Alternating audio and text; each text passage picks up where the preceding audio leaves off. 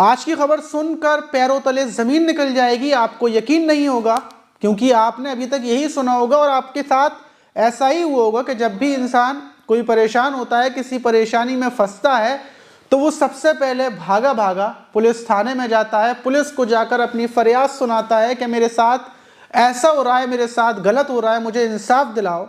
उसको उम्मीद होती है कि पुलिसकर्मी जो वहाँ पर मौजूद हैं वो उसको इंसाफ दिलवाएंगे, जो उसके साथ गलत कर रहा है वो उसको रोकेंगे।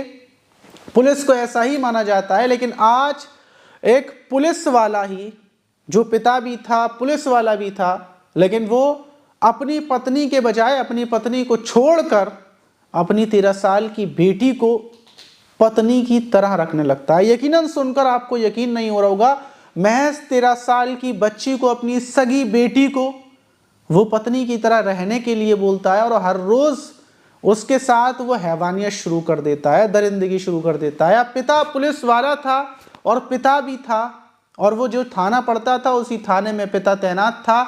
और फिर उस 13 साल की बच्ची ने क्या किया और इस कहानी की, इस घटना की शुरुआत कैसे हुई, यकीनन आप दांतों तले उंगलियां दबा लेंगे अपनी, आपको यकीन नहीं होगा। लेकिन वक्त बहुत तेजी से बदलता जा रहा है, तो इसीलिए आपको जानना ये सब कुछ बहुत ज़रूरी है। तो चलते हैं और जानते हैं पूरा मामला।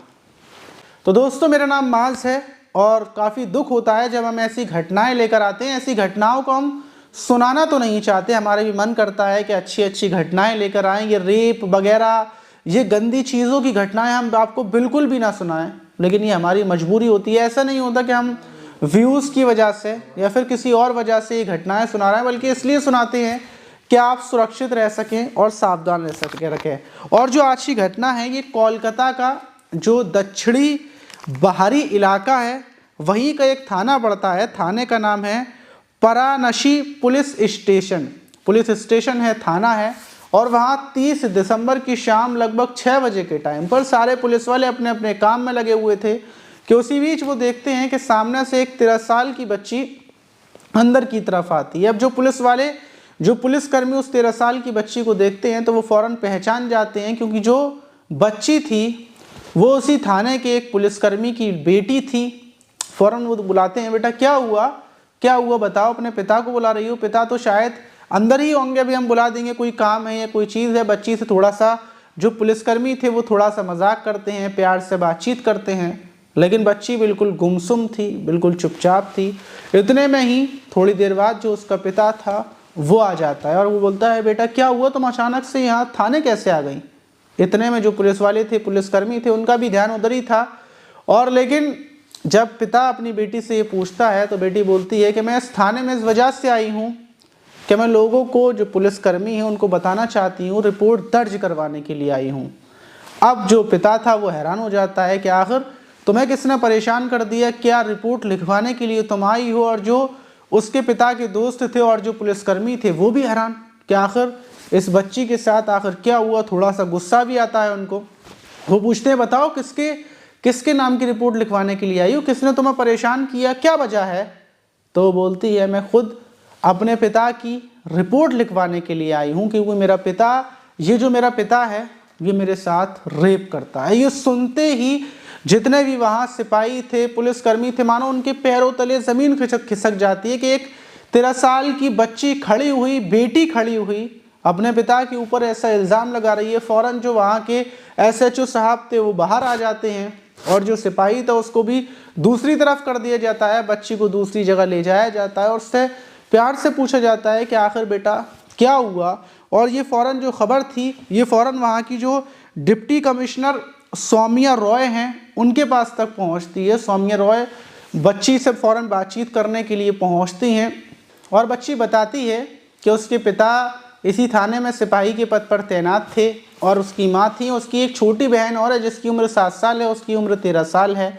ये पूरा परिवार था, सब कुछ बिल्कुल ठीक ठाक चल रहा था। लेकिन हमारे माता पिता के बीच अक्सर लड़ाई झगड़ा हुआ करता था और ये लड़ाई झगड़ा काफ़ी साल पहले से बराबर चलता हुआ आ रहा था। और 2023 के इसी अक्टूबर के महीने में मेरी माँ और मेरे पिता आपस में डिस्कस करने के बाद तलाक ले लेते हैं, डिवोर्स हो जाता है। डिवोर्स होने के बाद जो मेरी माँ थी वो साफ बोल देती हैं कि ये दोनों बच्चियों को हम नहीं रखेंगे, तुम अपने पास रख लो।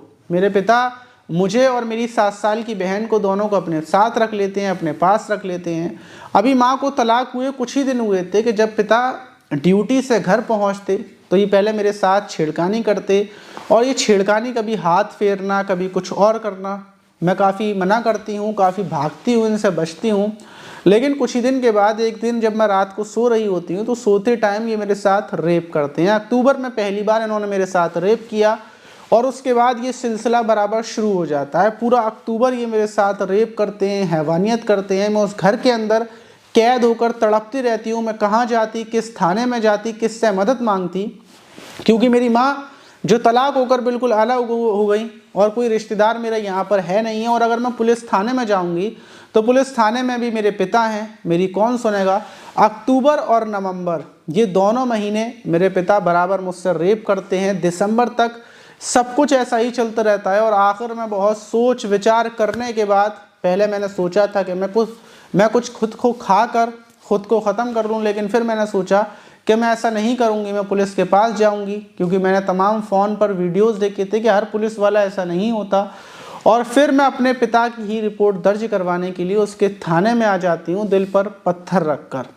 और ये बेटी की बात सुनते ही जो वहाँ की सौम्या रॉय थी वो फ़ौरन जो सिपाही था उसको गिरफ्तार कर लिया जाता है। 376 के तहत उसके ऊपर मुकदमे दर्ज किए जाते हैं। तमाम लड़की बच्ची का जो मेडिकल करवाया जाता है और बच्ची को मेडिकल के बाद उसके जो रिश्तेदार थे उनको सौंप दिया जाता है। जब भी उसकी माँ को पता चलता है तो माँ का भी रोते रोते बुरा हाल हो जाता है, क्योंकि एक ज़्यादातर ऐसा ही होता है कि जब माँ पिता की लड़ाइयाँ होती हैं तो बीच में बच्चे पिस जाते हैं। लेकिन इसमें एक पिता ने ही हैवानियत कर दी। और जो वहाँ की डिप्टी कमिश्नर सौम्या रॉय हैं उनका कहना ये था कि एक पिता ऐसी गलत हरकत करता, अपनी बेटी के साथ हरकत करता है, ये तो गलत है ही, लेकिन एक पुलिसकर्मी ने किया ये बेहद ज़्यादा शर्म की बात है।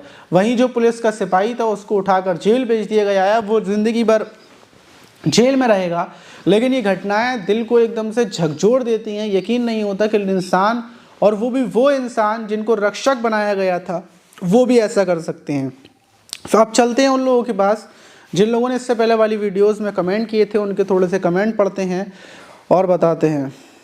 कमेंट किया है अथर अली ने, हैप्पी न्यू ईयर भाई, हैप्पी न्यू ईयर। सारे लोगों को, मेरे जितने भी सब्सक्राइबर हैं उनका 2024 बेहद ज़्यादा खुश जाए और खुशियों के साथ 2024 ही क्या, उनकी ज़िंदगी खुशियों के साथ चले। जितनी भी परेशानियां हैं, दिक्कतें हैं, वो पूरे तरीके से ख़त्म हो जाए, यही मेरी दुआ है और यही मेरी उम्मीद है कि आपका ऐसा ही जाएगा। और मुकेश कुमार बोल रहे हैं हैप्पी न्यू ईयर भाई। मुकेश कुमार राजस्थान सीकर से हूँ। मैं आपका काफ़ी टाइम से वीडियो देख रहा हूँ, आपकी वीडियो से बहुत कुछ सीखने को मिलता है और पुराना जो क्राइम वाला चैनल था उससे सब्सक्राइब कर रखा हूँ। शुक्रिया भाई, और आपको भी happy new year Mukesh Kumar. और ये कमेंट्स किया है मुस्तफ़ा हाजी ने, हैप्पी न्यू ईयर भाई, आप कैसे हो, आपकी तबीयत कैसी है। तो भाई अब तबीयत बिल्कुल ठीक ठाक है और आप लोगों का शुक्रिया कि आप लोग इतना मेरा पूछते रहते हो कि तबीयत कैसी है। मेरे ये दोस्त बैठे हुए हैं, इनको भी मेरी पता नहीं रहती कि मेरी तबीयत ख़राब है, और थोड़ा सा देखो हमारे सब्सक्राइबर हमसे पूछते रहते हैं। और अजीम किंग बोल रहे हैं हैप्पी न्यू ईयर माज भाईजान, हैप्पी न्यू ईयर अजीम भाई। जुल्फ़िकार भाई, माज भाई अब तो ठीक है आपकी तबीयत, बिल्कुल जुल्फ़िकार भाई, आप लोगों की दुआ से अब मेरी तबीयत बिल्कुल ठीक है।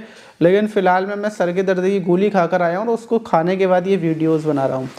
नवीन प्रकाश बोल रहे हैं हैप्पी न्यू ईयर माज भाई। नवीन प्रकाश हैप्पी न्यू ईयर भाई आपको भी। माज भाई नमस्कार। अननेचुरल सेक्स करना तो इंसानियत के ख़िलाफ़ है। अरे होगा भाई यार, मुझे पता नहीं है, लेकिन जो न्यूज़ आती है वो मैं बना देता हूँ। और राधा सिंह बोल रही हैं आप बहुत अच्छे हैं सर, गुड जॉब सर। शुक्रिया, थैंक यू। और अरबाज खान बोल रहे हैं अस्सलाम वालेकुम दोस्त, कैसे हो। वालेकुम अस्सलाम। विपिन सागर बोल रहे हैं भाई आपके 1 मिलियन सब्सक्राइबर जल्दी पूरे हो जाएं, मैं ईश्वर से प्रार्थना करता हूँ। अरे शुक्रिया भाई, 1 मिलियन सब्सक्राइबर, क्या आप लोग हो ही 1 मिलियन के बराबर हो। नवीन प्रकाश कमेंट कर रहे हैं फर्स्ट लाइक फर्स्ट कमेंट, माज भाई कैसा हो। माज भाई बिल्कुल ठीक हूँ भाई। नवीन भाई शुक्रिया, आपने सबसे पहला कमेंट किया था, ये वीडियो मैंने देखा था।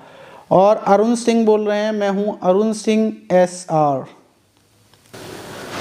तो फिलहाल में ये वो कमेंट थे जिन लोगों ने कमेंट्स किए थे। अगली वीडियो में आप भी कमेंट कीजिएगा, मिलते हैं। और अगली वीडियो में क्या आप इधर आ जाओ, इधर आ, जल्दी आ जल्दी आ।